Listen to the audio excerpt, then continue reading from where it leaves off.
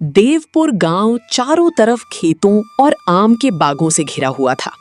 सुबह होते ही कहीं बैलों की घंटियां सुनाई देती तो कहीं चूल्हों से उठता धुआं पूरे गांव को अपनी खुशबू में भर लेता। इसी गांव के मुख्य रास्ते के किनारे एक छोटा सा ठेला लगता था। ठेले का मालिक था गोविंद। गोविंद कई सालों से चिकन करी बेच रहा था। उसकी करी में स्वाद था, मेहनत थी और सबसे बढ़कर उसके हाथों में हुनर था। लेकिन पिछले कुछ दिनों से चिकन के दाम लगातार बढ़ रहे थे। उस सुबह गोविंद बाजार पहुंचा और चिकन खरीदने लगा। भैया, आज 7 किलो ताजा चिकन दे देना। जल्दी करना, दोपहर होने से पहले ठेला लगाना है।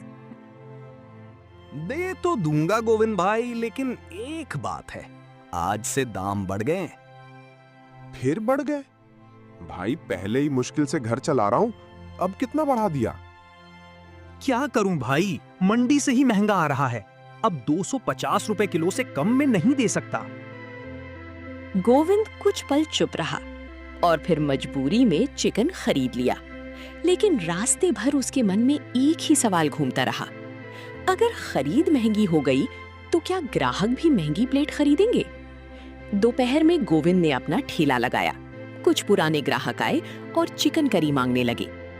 गोविंद भाई, जल्दी से 2 प्लेट तीखी चिकन करी लगाओ, सुबह से कुछ ढंग का खाया नहीं है। अभी लगाता हूं भाई, लेकिन आज से प्लेट के दाम थोड़े बढ़ाने पड़ेंगे। क्यों? फिर क्या हो गया?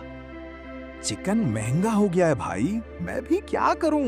पहले जितने में बेचता था उतने में बेचूंगा तो घर से पैसे लगाने पड़ेंगे, इसलिए अब प्लेट थोड़ी महंगी करनी पड़ेगी।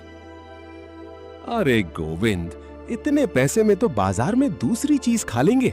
गरीब आदमी रोज इतना महंगा खाना नहीं खा सकता। ग्राहक चले गए। शाम तक गोविंद की सिर्फ 2 प्लेट बिकी। वो अपने ठेले के पास बैठा रहा, सामने बची हुई करी को देखता रहा और उसकी आंखों में चिंता साफ दिखाई दे रही थी। अगर रोज यही हाल रहा तो ना कर्ज चुका पाऊंगा, ना घर का खर्च चलेगा। आखिर आदमी कितनी बार अपनी किस्मत से लड़ सकता है। उसी समय एक अनजान मुसाफिर उसके ठेले के पास आकर रुका। उसके कपड़ों और बोलने के अंदाज से लग रहा था कि वो बाहर के इलाके से आया है। भैया, कुछ खाने को मिलेगा? बहुत दूर से आ रहा हूं। मटन तो नहीं है भाई, लेकिन मेरी चिकन करी है। अगर भूख लगी है तो बैठो, गरम करके देता हूं। मुसाफिर ने चिकन करी खाई। पहला निवाला लेते ही उसके चेहरे पर मुस्कान आ गई। भैया, तुम्हारे हाथ में स्वाद है, लेकिन अगर यही मसाला मटन में इस्तेमाल करो तो कमाल हो सकता है। मटन? मैंने कभी मटन बनाया ही नहीं। मैं पूर्वी बिहार के इलाके से हूँ। हमारे यहाँ देसी मटन मसाले और सरसों के तेल में पकाया जाता है। सही मसाला और धीमी आंच मिल जाए तो साधारण मटन भी खास बन जाता है। भाई, अगर तुम्हें इतना भरोसा है तो मुझे भी वो तरीका सिखा दो। शायद मेरी जिंदगी में यही बदलाव का रास्ता हो।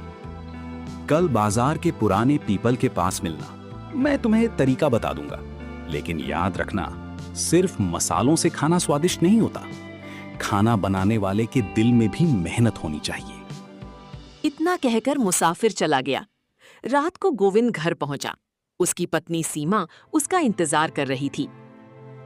आज फिर कम बिक्री हुई क्या? तुम्हारा चेहरा बता रहा है कि मन बहुत परेशान है। सीमा, बात सिर्फ आज की नहीं है।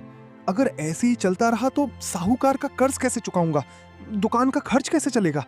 हमें कुछ बदलना पड़ेगा। तो बदल डालिए। वही काम बार बार करके अगर नुकसान हो रहा है तो नया रास्ता खोजने में डर कैसा? आज एक आदमी मिला था, उसने मटन बनाने का अलग तरीका बताया है। अगर उसका स्वाद लोगों को पसंद आ गया तो शायद हमारा ठेला फिर चल पड़े। फिर देर किस बात की? कोशिश कीजिए। हारने से पहले हार मान लेना ही सबसे बड़ी हार होती है। अगली सुबह गोविंद उस मुसाफिर को ढूंढने निकल पड़ा। काफी खोजने के बाद उसे वो बाजार में मिल गया। मुसाफिर ने उसे मटन बनाने का तरीका समझाया। सरसों का तेल, भुना हुआ प्याज, अदरक, लहसुन, साबुत मसाले और धीमी आंच पर पकाने का तरीका। गोविंद ने सब ध्यान से सुना। भाई आपने मुझे सिर्फ मटन बनाना नहीं सिखाया, आपने मुझे फिर से उम्मीद करना सिखाया है। बस एक बात याद रखना, ग्राहक को एक बार स्वाद से बुलाया जा सकता है, लेकिन उसे बार बार ईमानदारी से ही वापस लाया जाता है। अगले दिन गोविंद ने चिकन की जगह पहली बार मटन खरीदा। उसने ठेले पर नया बोर्ड लगाया, गोविंद का देसी मसाला मटन, घर जैसा स्वाद। सरसों का तेल गर्म हुआ, साबुत मसाले कढ़ाई में पड़े और कुछ ही देर में पूरे रास्ते में खुशबू फैल गई। लोग रुक रुक कर ठेले की तरफ देखने लगे। अरे गोविंद, आज तो खुशबू ही अलग आ रही है। क्या नया बना रहे हो? आज चिकन नहीं भाई, आज पहली बार देसी मसाला मटन बना रहा हूँ। स्वाद पसंद आया तो समझूंगा मेरी मेहनत सफल हुई। तो फिर पहले हमें ही चखाओ। आखिर इतने दिनों से तुम्हारे ठेले पर कुछ नया देखने का इंतजार था। गोविंद ने गर्मा गर्म मटन परोसा। ग्राहक ने पहला निवाला खाया। कुछ पल के लिए वो बिल्कुल शांत हो गया। गोविंद घबराकर उसकी तरफ देखने लगा। भाई कुछ कमी रह गई क्या? कमी? अरे गोविंद, इसमें कमी नहीं है। ये तो ऐसा स्वाद है कि आदमी एक प्लेट खाने के बाद दूसरी प्लेट के बारे में सोचने लगे। उस एक ग्राहक की तारीफ सुनकर आसपास के लोग भी जमा होने लगे। शाम तक गोविंद का सारा मटन बिक गया। अगले दिन भीड़ और बढ़ गई। कुछ ही दिनों में देवपुर में एक बात मशहूर हो गई, अगर असली देसी मसाला मटन खाना है तो गोविंद के ठेले पर जाओ।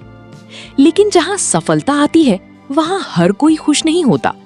गांव में पहले से मटन बेचने वाले रघु, महेश और शंभू अपनी घटती बिक्री देखकर परेशान हो गए। पहले लोग हमारे ठेले पर लाइन लगाते थे, अब देखो सब गोविंद के पास जा रहे हैं। अगर ये ऐसे ही चलता रहा तो हमारी दुकानें खाली हो जाएंगी। तो फिर इसे स्वाद से नहीं, किसी और तरीके से रोकना पड़ेगा। तीनों ने एक दूसरे की तरफ देखा। उनकी आंखों में मुकाबले की नहीं, साजिश की चमक थी।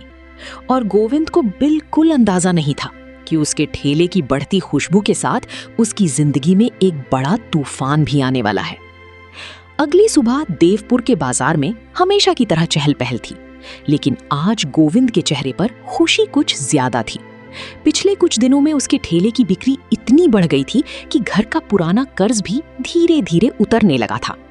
वो बड़े भगोने में मटन पकाते हुए मुस्कुरा रहा था।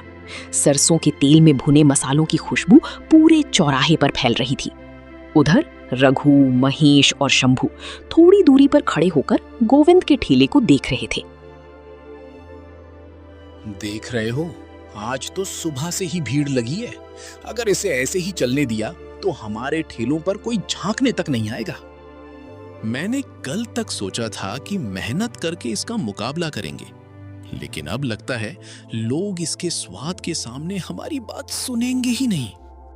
तो फिर स्वाद से मुकाबला करने की जरूरत ही क्या है? अगर इसका नाम खराब हो जाए तो ग्राहक खुद इससे दूर हो जाएंगे। रघु और महेश ने शंभू की तरफ देखा। उनके चेहरे पर डर और लालच दोनों दिखाई दे रहे थे। कुछ देर बाद रघु और महेश गोविंद के ठेले के पास पहुंचे। गोविंद भाई, जरा इधर आओ, तुमसे 2 मिनट की बात है। कहो भाई, क्या बात है? अगर मटन खाना है तो बैठो, अभी ताजा निकला है। नहीं भाई, खाना नहीं है। हम तो सोच रहे थे कि तुम्हारे पास इतना काम बढ़ गया है तो हमें भी अपने साथ रख लो। अरे भाई, मेरा ठेला इतना बड़ा कहाँ है कि मैं 2 लोगों को नौकरी दूं। अभी तो मैं और सीमा मिलकर ही किसी तरह संभाल रहे हैं। ठीक है भाई, जैसा तुम्हें सही लगे। आखिर तुम अब बड़े आदमी हो गए हो। ऐसी बात मत करो रघु, मैं बड़ा नहीं हुआ हूँ, बस मेहनत का थोड़ा फल मिल रहा है। तुम लोग भी अच्छा खाना बनाओ, ग्राहक जरूर आएंगे। गोविंद की बात सुनकर दोनों वहां से चले गए, लेकिन कुछ दूरी पर खड़ा शंभू इस पूरे समय गोविंद के ठेले पर नजर रखे हुए था। जब गोविंद एक ग्राहक को खाना देने में व्यस्त हुआ, शंभू चुपके से पीछे की तरफ गया। उसने मौका पाकर मटन की भगोने के पास कुछ ऐसा डाल दिया जिससे पूरा खाना खराब दिखाई दे सके, और फिर भीड़ में गायब हो गया। गोविंद को इसकी भनक तक नहीं लगी। कुछ देर बाद गांव के प्रधान हरि नारायण अपने एक साथी के साथ गोविंद के ठेले पर पहुंचे। अरे गोविंद, तुम्हारे मटन की बहुत तारीफ सुन रहे हैं। आज सोचा खुद भी चक्कर देखें कि आखिर ऐसा क्या बना रहे हो कि पूरा गांव तुम्हारे पीछे भाग रहा है। प्रधान जी, आपका आना ही मेरे लिए सम्मान की बात है। बैठिए, अभी गर्मा गर्म मटन परोसता हूँ। गोविंद ने बड़ी सावधानी से प्रधान की प्लेट सजाई। चावल, मटन की गरम करी, प्याज और नींबू। प्रधान ने पहला निवाला खाया। उनके चेहरे पर मुस्कान आ गई। वाह गोविंद, सच कहूं तो तारीफ यूं ही नहीं हो रही थी। तुम्हारे हाथ में सचमुच स्वाद है। धन्यवाद प्रधान जी। गरीब आदमी के लिए इससे बड़ी खुशी क्या होगी कि लोग उसके हाथ के खाने की तारीफ करें। प्रधान ने दूसरा निवाला उठाया, लेकिन तभी उनकी नजर प्लेट में पड़ी एक गंदी चीज पर गई। उनका चेहरा अचानक बदल गया। गोविंद, ये क्या है? क्या हुआ प्रधान जी? ये सब क्या खिला रहे हो तुम? तुम्हारे खाने में गंदगी है। प्रधान ने प्लेट जमीन पर रख दी। आसपास खड़े लोग भी इकट्ठा हो गए। प्रधान जी, ऐसा कैसे हो सकता है? मैंने खुद खाना बनाया है। मैं कभी अपने ग्राहकों को खराब खाना नहीं दे सकता। लेकिन चीज तुम्हारे भगोने से निकली है, जिम्मेदारी तुम्हारी है। मेरी बात पर भरोसा कीजिए। मैं गरीब हूं, लेकिन बेईमान नहीं। मैंने अपनी जिंदगी में भूखा रहना मंजूर किया है, लेकिन किसी को गंदा खाना खिलाकर पैसा कमाना कभी मंजूर नहीं किया।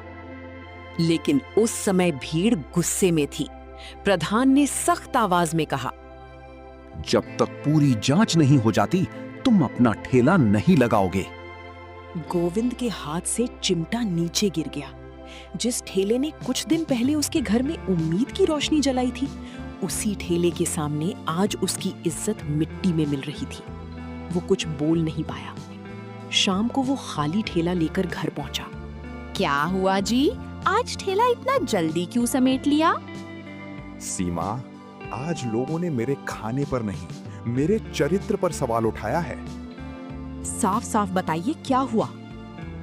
प्रधान की प्लेट में गंदी चीज निकल आई। उन्होंने कहा कि ये मेरे खाने से निकली है।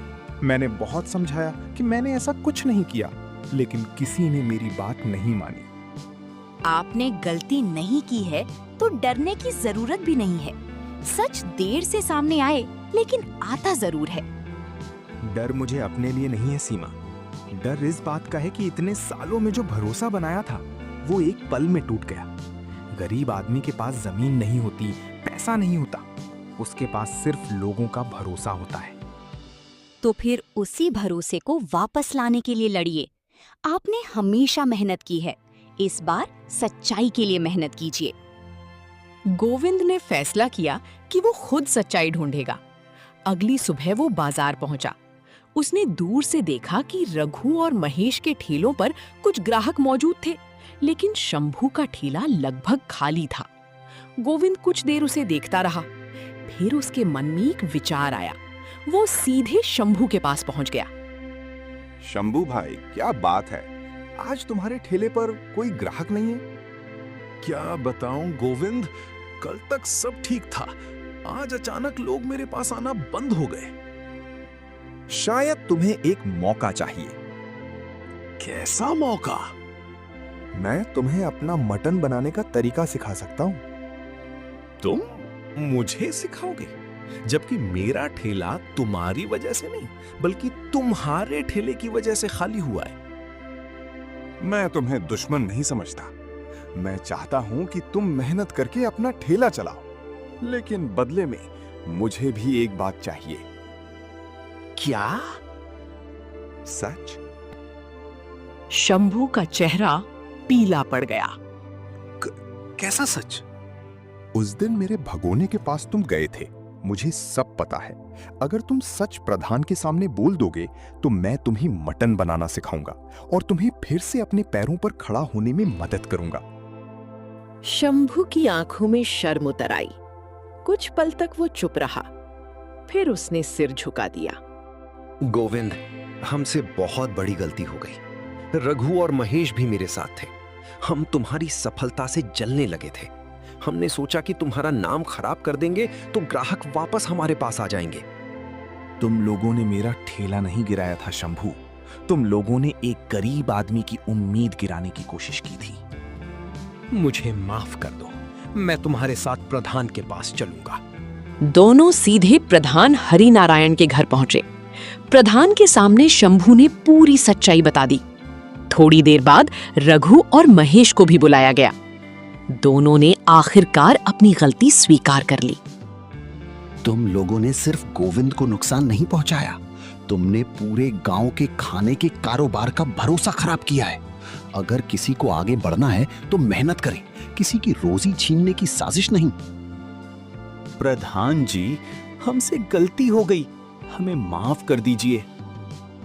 माफी गोविंद से मांगो। उसी ने तुम्हारे खिलाफ बदला लेने के बजाय तुम्हें अपना हुनर सिखाने की बात कही है। तीनों गोविंद के सामने खड़े हो गए। गोविंद कुछ देर उन्हें देखता रहा। मैं तुम्हारी गलती भूल नहीं सकता, लेकिन अगर तुम सच में बदलना चाहते हो तो मैं तुम्हें माफ करता हूं। याद रखना, किसी की दुकान बंद करके अपनी दुकान नहीं चलती। ग्राहक को रोकना है तो स्वाद और ईमानदारी से रोकना। प्रधान ने गोविंद की तरफ देखकर कहा, गोविंद, तुम्हारे खिलाफ जो आरोप लगाए गए थे वे झूठे साबित हुए हैं।